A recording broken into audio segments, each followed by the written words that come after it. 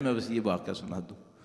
ایک آدمی تھا، وہ بہت چلایا امام کے حضور پہنچنے کے لیے، بہت رویا، مناجات، دعائیں، یہ وہ کرنے کے بعد، بہت التجا کرنے کے بعد امام اس کے خواب میں تشریف لائے اور اس کو بولا کہ فلاں شہر میں ایک آدمی، ایک بازار ہے، تم وہاں جاؤ۔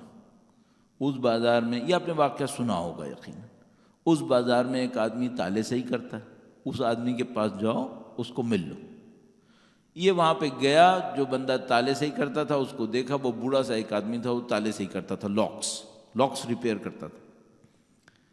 اس نے دیکھا، اس کو سمجھ میں نہیں آیا کہ اس کے ساتھ میں کیا کروں، تو اس نے جا کر دیکھا کہ بھئی میں اس سے کیا کروں، تو کھڑا ہو گیا وہ تھوڑی دیر۔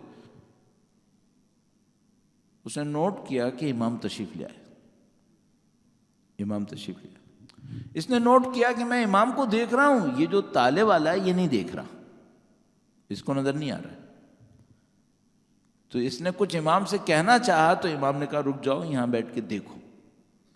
تو اس نے دیکھا کہ ایک بوڑھی عورت اس کے پاس آئی، ایک تالا لے کر آئی، اور اس نے کہا کہ بھائی یہ تالا خراب ہے، تم یہ تالا خریدو گے؟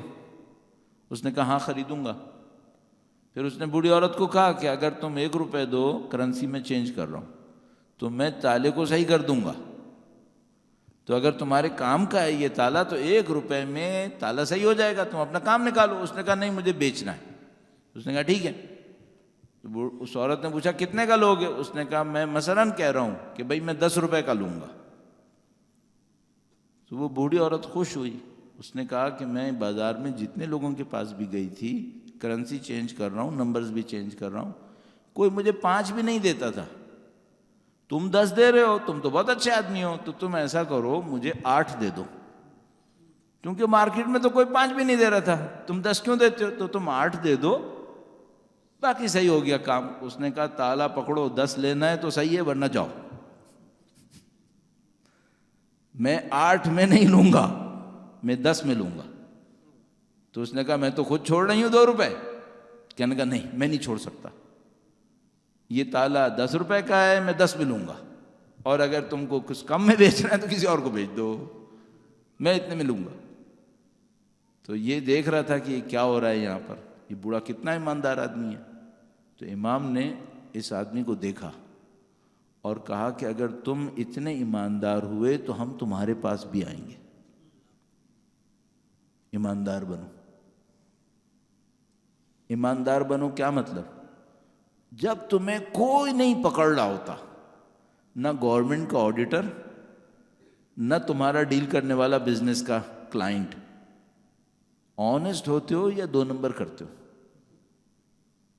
اگر تمہیں پتا چل جائے کہ اس کا 5 روپے میرے پاس آ گیا ہے، اس کو نہیں پتا، آڈیٹرز کو نہیں پتا، بینکرز کو نہیں پتا، صرف خدا کو پتا، واپس دیتے ہو یا نہیں دیتے ہو؟ اسپیشلی اگر وہ بھی سمجھ رہا ہے کہ تمہارے پاس ہی ہونا چاہیے، وہ بھی کہہ رہا نہیں 5 تمہارا ہی ہے، اب بھی تم دو گے یا نہیں دو گے؟ اس کو ہم لوگ کیا کہتے ہیں، معذرت کے ساتھ کہہ رہا ہوں، ہماری دنیا میں جو بے ایمانوں کی دنیا بن گئی آج کل کی، اس میں اس کو کہتے ہیں میڈ آنیسٹ، پاگل دیوانہ۔ یہ اتنا ایماندار ہے کہ یہ پاگل ہو گیا ہے۔ تو اگر آپ میڈ آنیسٹ ہو تو پھر امام تشریف لاتے ہیں، اور اگر چھوٹے موٹے آنیسٹ ہو، جہاں 2 نمبر چلانے کا چانس مل گیا تو چلو ٹھیک ہے، اگر پکڑ میں نہیں آ رہا تو چلا دو، تو پھر امام نہیں آتے، پھر نہیں آتے۔